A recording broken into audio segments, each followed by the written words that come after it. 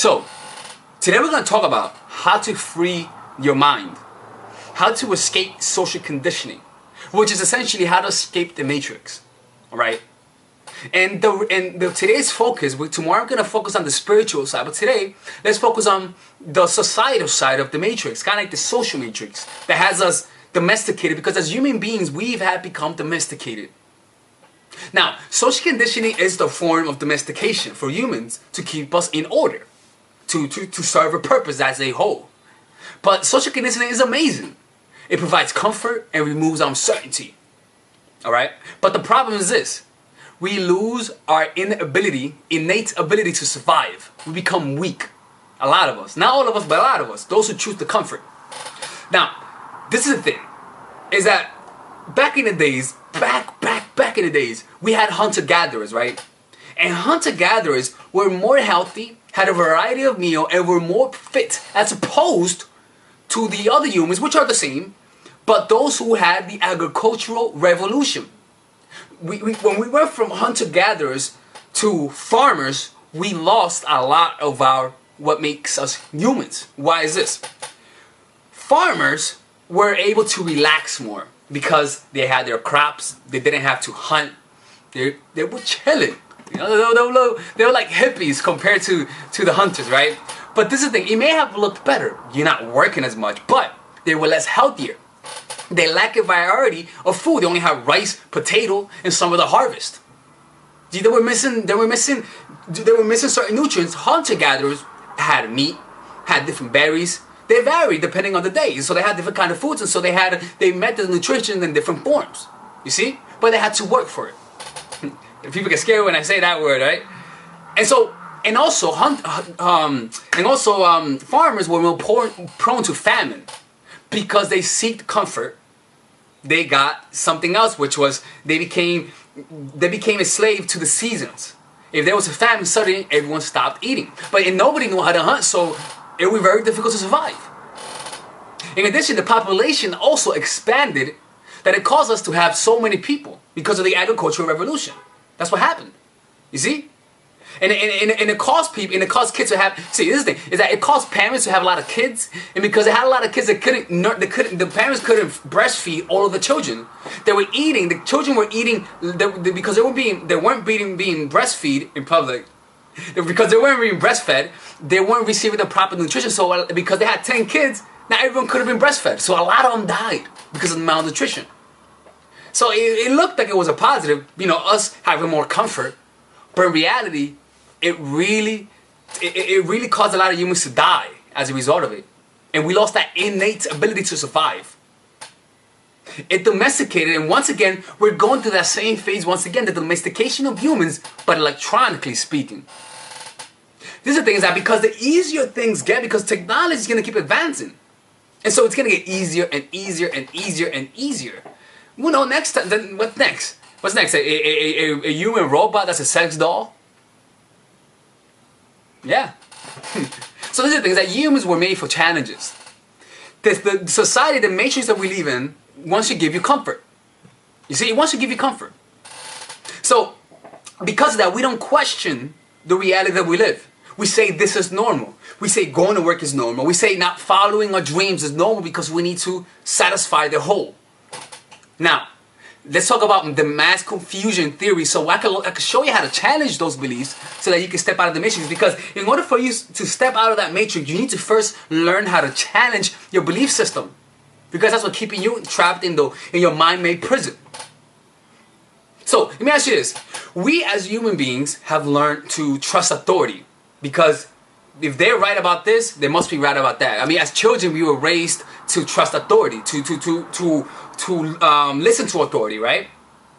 And so we lose the ability to depend on ourselves to live in comfort, because we say to ourselves, I'm not going to think for myself because everything's given to me. So I'm going to just go with the flow.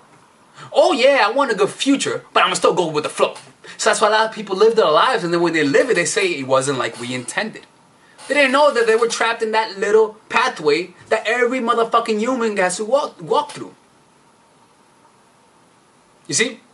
We seek comfort, and comfort only through acceptance of others as well.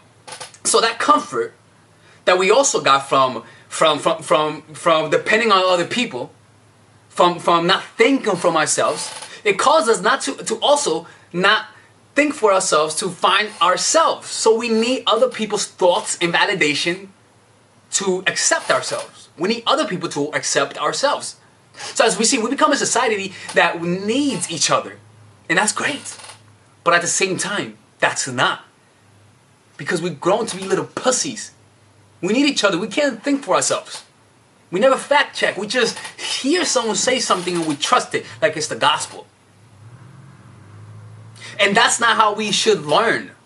Because that's where mistakes like creep in. So because of that, our need to survive causes us to learn faster. Because we want to fit in. We don't want to stand out, because standing out equals not being part of the whole, and as a result, we feel emotionally and mentally like dying per se, rather than physically dying, because we have all of our biological needs met. So in order to survive, rather than looking inside ourselves, how we're used to, we look onto others, because this is a community. We need each other's validation to know we're right. It becomes like an echo chamber. And this is where the manipulation of our perception begins. We see that we're inadequate to think for ourselves, and then we need somebody else to think for ourselves. People learn fast, especially if they are in need of that information. This is how I learned all of this. I learned because I was so hungry for this information to apply it, that I somehow learned it pretty fast. People are fast learners, especially if they're influenced by their friends and people who they care about. We're used to learning from each other. You know, that's why we have mirror neurons. And this is good and this is bad at the same time, because we have two different forms of learning. We have first-hand experience, which is when we actually do things and we actually learn for ourselves. We learn that jumping out of a jumping into a pool without nobody watching us is not good, because we drown. So once that happens, we learn not to do that. But then there's another form of learning, which is second-hand experience. Somebody tells us, don't jump from the building. We know if we jump from the building, we die, so we don't try it. Now, we don't need to know that. We just learned from our professor. Or we saw somebody jump and die. So we get used to, oh shit, everyone's right. They tell me this is right. They tell me this is right. So I'm assuming that everything they tell me is right. And that's where they sneak in that manipulation. You see? So we never really learn to depend on our faculties. And so we become mentally weak. We are stripped of our ability, without knowing this, we are stripped of our ability to think for ourselves and believe in our faculties. That's the matrix. Because Neo, when he realized he was in the matrix, what happened? He was able to bend reality. But when you realize you're in the matrix, what happens? Just like in the matrix, everyone started attacking him because he was the glitch in the matrix. That's what happens when you begin to follow your own path. So the thing is that because we are in the matrix, because we feel weak, we seek our power, our dependability, our feeling of safety, not through ourselves, but through what? Through validation, like I said earlier. So the power source is not in us, but on the matrix, like the robot, which is each other. Alright? And this is how we choose to live our lives. Because stepping out of that matrix equals discomfort. Equals not knowing. And nobody likes to not know. And so how do we fucking fall into that trap? We all need a leader. There's always a leader in our lives that tells us this is how the world is. It depends. It depends on the kind of leader we have. So there's some people who we don't learn from them. Because there are three things that causes us to actually believe those lies. Alright? One, how certain the person is about their idea. A person's certainty is felt. If we listen to the person and he sounds like he believes in what he's saying and he's convinced that what he's saying is true, we're gonna believe him. Have you ever, for example, like have you ever had anyone, like earlier I was like, a lot of the things I say in my channel are lies. I lie a lot in this channel. You see, I lie a lot. You just don't see it. You see? Now let me ask you this. Was that a lie? Do you trust me now? Like, was I lying about lying? Or am I really just playing around with you? So as you can see, by simply causing you to question, now you're like, what? Interesting. Is he lying or not? Is he lying or not? when you have uncertain, when it doesn't matter how certain you are, if I'm able to make you feel uncertain through my certainty, you're going to believe me. That's how religions start. Somebody believes something more than you, and so you give in to their reality. And also how aligned they are with their own beliefs and their own idea, how much they live what they preach. In addition to this, because more importantly, how the number of people who follow and believe these ideas, which is social proof. The more people follow those ideas, the more we like, oh shit, he must be right. And that's how we fall into that trap. It's not that we're stupid, but that's how human nature works. And for this to work, you have to see things through your own pair of eyes. You see? Oh, my bad. For this not to, for you to actually overcome this, you have to see the world through your own pair of eyes. You have to learn to question your belief and consistently ask yourself, am I wrong? Despite how certain you are, it's always a good idea to consistently ask yourself, maybe I'm wrong. So what's going to happen when you begin to think differently? Actually, let's ask even better. What begins to happen when you begin to think like a sheep? Like when you begin to follow the herd, which is what everyone's doing. It gets you to look at the surface level of things. You don't look deeper than things. If somebody offends you, you don't look deeper. Maybe say to yourself, maybe he had a rough day. Rather, you react. You see? That's why I go deep into my subjects, because maybe I looked underneath the surface of things. But that only happens when you step out of social conditioning. Now the other one is that it gets you addicted to never-ending stimulation. When you learn to depend on somebody else for how you should live your life, when you learn to depend on somebody else to how you should feel about yourself, when you begin to create an idol of everyone else's opinions, you get addicted to their validation because it causes you pain as well. And it gets you addicted to what other people are thinking of you. You see? It gives you beliefs that seem so real because so many people believe it that you don't even begin to listen to your own motherfucking common sense. Despite how much evidence you have, when people around you are telling you otherwise. Don't do that. You're crazy. Why are you doing that? Why are you following that path? Why are you following those goals? No matter how much certainty you have. If you're trapped in that social conditioning, you're always going to return. So it becomes difficult to change because reality, you really are addicted to all of the stimulus and you will never escape because the impulse is real. You really want to please your parents. You want to please everyone around you. You don't want to offend people. And that mentality will cause you to never really make it into what you want to do. You see, it's a desire to not hurt the people around us is what causes us to actually stay in that matrix. So as you can see, being trapped in social conditioning will keep you bound in a certain state of being where you feel trapped and unhappy because you're not living your life. Now, most women try to go and fix this hole in their heart through the easy route, which is the quick fix, which is what's visible. Rather than actually being confident, working on the inside or working through your pains, you go the easy route and buy a shoe. Go on Macy's.com. Go on Instagram. You go the easy route. You put a nice little band-aid. Nice little sexy motherfucking band-aid. You see, and so rather than gaining real confidence, you gain situational confidence. You're only confident in certain situations. And that's where we're going to go right now. The difference between core confidence and situational confidence. People with real core confidence understand the true nature of what it is to be confident. We are not different from anybody else. You're not better than him, and I'm not worse than him. You see? So when I see this is the thing that really got to me. This is the thing that really opened my eyes. Is realizing that there's no difference between me and Will Smith. There's no difference between me and Leonardo DiCaprio. The only difference is my perception of them. In reality, they have the same faculties that I have. They have a brain. Look, Leonardo's a good-looking motherfucker, but outside of that, we all have the same thing. So the biggest shift in my confidence was this. If he can do it, I can do it. If he can do it, I can do it. It's simple. The problem is that our belief doesn't let us do that because social conditioning says, I am not like him. He is better than me. Because it teaches you to look at the surface of things. When you look deep down in the fucking core, you begin to see that in reality, all that you see, the personality, is all an illusion. What Leonardo DiCaprio is only a motherfucking brain with certain circuitries. A little blob of brain with circuitries, and the only difference is the exterior. There's no difference. At the core, there's no difference. We're all blank slates. The only difference is our illusion of self, which is in reality not real.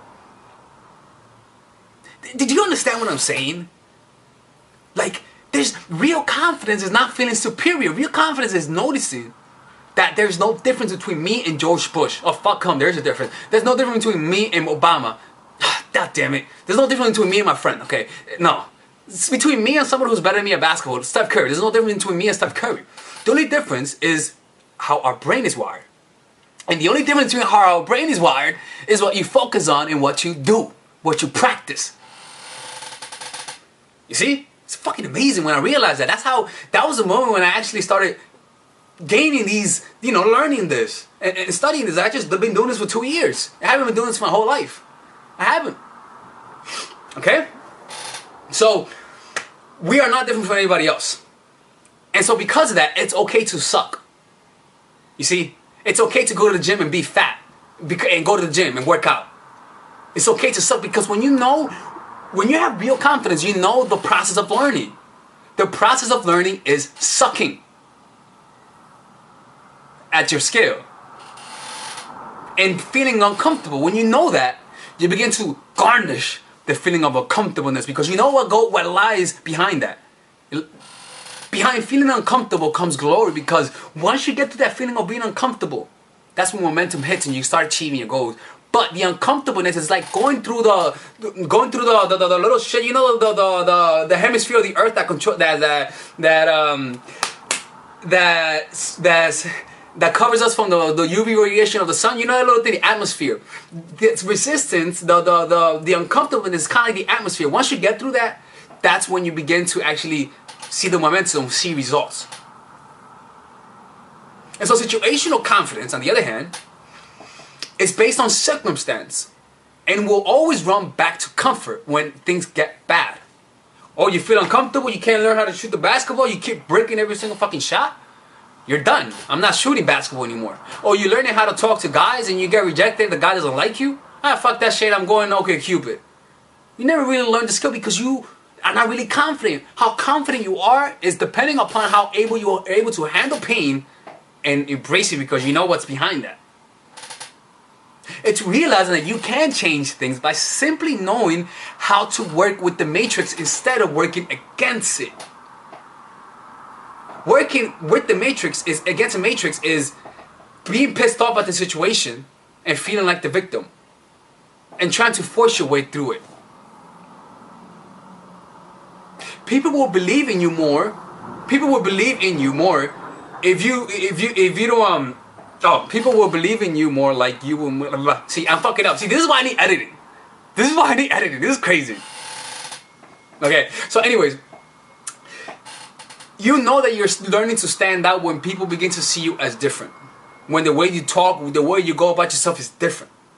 You see, people will begin to notice you because you're going to begin to display a bizarre high level of skill set in whatever focus you're focusing on. That was a horrible sentence. But in a way, you become the glitch in the matrix because you're seeing how to get through your problems, how to make your goals happen. Now, you guys may see me talking, you guys may say, holy shit, how the fuck is he saying this? To be perfectly honest with you, I'm asking myself too, how the fuck am I talking about this? How am I sounding like this? But it's because I one day said, you know what? I'm gonna trust the process.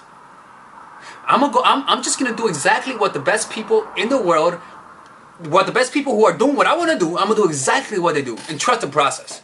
Go through the pain, see the outcome, take strong action, but with low attachment, and continue taking action. And this is where I am. I'm not there yet, but I'm going there. But you're going to stand out. But in order to do that, you have to get to that first initial barrier. And also another thing is that a lot of people is that you're gonna feel conflicting realities. Remember, a lot of people are in the Matrix. When you're in the Matrix, Neo, everyone notices you because you're become the glitch in the Matrix, so people notice you. So their reality, which is their belief system, that's impossible. You can never get big. You can never do this. You can never do that. They actually believe in. They actually care about you. Those realities, the strength of their resistance is you're gonna feel the strength of their resistance because they're gonna want you, make you feel doubtful.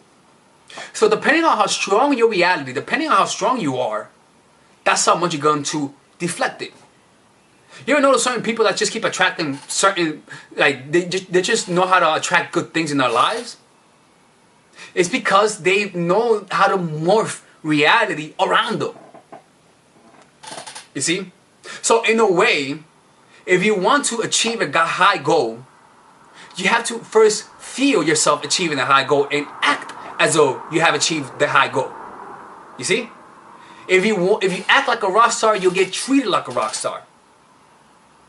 In a sense, having high confidence is all about morphing reality rather than allowing reality to morph you. You remain the same despite the outcome, despite what people believe. You consider other people's opinions not because you want to please them, but because they may have a point. Because you're always asking yourself, maybe I'm wrong. But that doesn't mean that you're changing yourself out of reaction, but because you believe in it. I'm doing that job.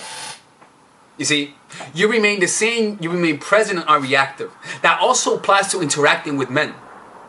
You have your own belief system, you know who you are, you have a strong reality, you're not going to settle. So despite the guy that you meet, you're not going to change for him. Rather, your reality is so strong that people feel compelled to please you. People feel compelled to want to make you happy through going into your own reality. That only happens once you have an uncompromising sense of self. When you have your standards and you're not willing to compromise them because of the person or because of how needy you feel. This is about being able to be that cool person no matter where you are or who you're with. Remember when I told you when you play roles? When you play roles, which is you're different in front of your partner, you're different in front of your boss, you're different in front of your lover, right? You're different in front of everyone else. Like you change personality according to the person. The only difference is that you're just living through the matrix. You're seeing the roles perpetuating on you and you react to that. But when you're living outside of the matrix, when you're outside of social conditioning, you see things for what they are and you don't react. You see? You're able to be the same in every situation. You don't unwaver. Okay? You're able to go to any environment and be the person who you're meant to be. Not relying on any personality show or situational confidence. Because a rock star is confident in a stage, put him in a bar where he doesn't know anybody and suddenly he's not a rock star anymore. So were you really confident or was that just an act? It wasn't that because you were playing the role because you were in a situation where you felt comfortable.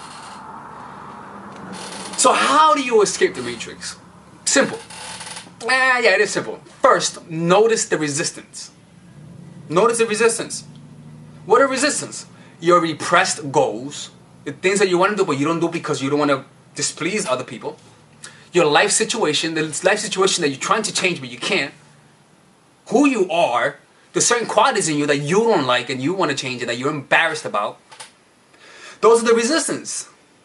What's stopping you from achieving the goal? The fear that you feel on a constant basis. The fear to look at your bank account because you know there's a negative balance. Observe those fears.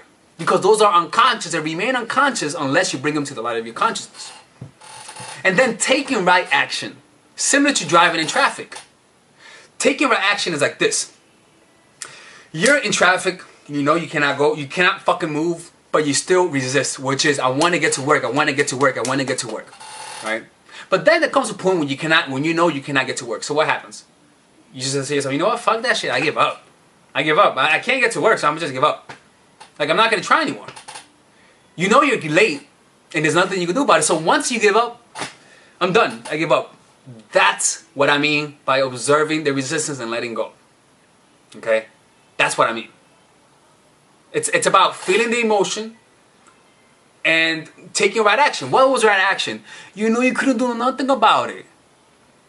So what you resist is when you try to do more than you can't. Taking right action is simply feeling the resistance and taking action regardless. The most powerful people are those who can walk through the fogs of emotions. If you don't like giving into fear, Jesus Christ.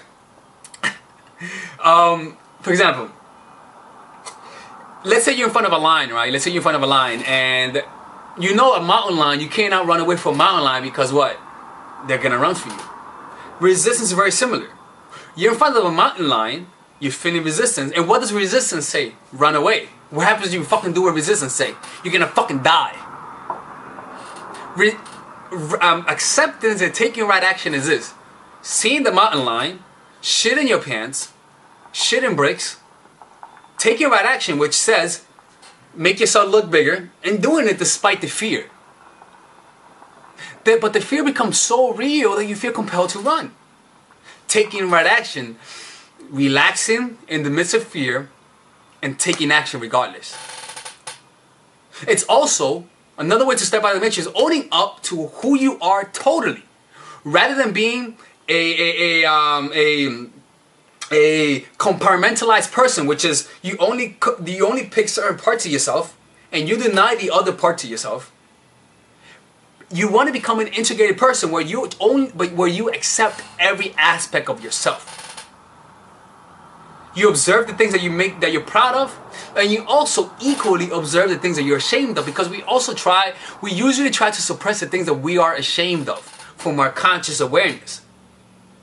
The way you step out of the matrix and become free from social conditioning is being aware of all of the things that you're ashamed of, because those shame and fear come from social conditioning. You see, so there's going to be no such thing as good or bad parts of you. Now, there are things you want to change, sure, but you don't resist it, which means, oh, what, you broke your leg, you can't move, you don't have a leg anymore? What can you do about it? Okay, resistance is wanting to walk and only wanting to walk, but you know you can't walk, so you resist and you're mad. See, that's resistance. Right action is this: observing that you cannot walk, accepting that you feel shitty, not being ashamed that you feel shitty, allowing yourself to process that feeling, but also looking at other alternatives. Getting a fake foot. That's right action. Like it's taking the logical step despite the emotion. That's what maturity is. Emotional maturity. Being able to have emotional regulation, which is a sign of maturity in an individual.